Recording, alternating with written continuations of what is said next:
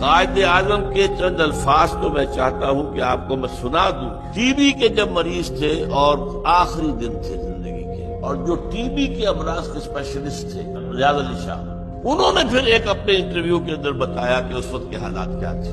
حالت یہ تھی اتنے کمزور کہ ذرا دو چار جملے بولتے تھے تو سانس پھڑ جاتی تھی۔ تو ہم نے پابندی لگا رکھی تھی کہ آپ گفتگو نہ کریں۔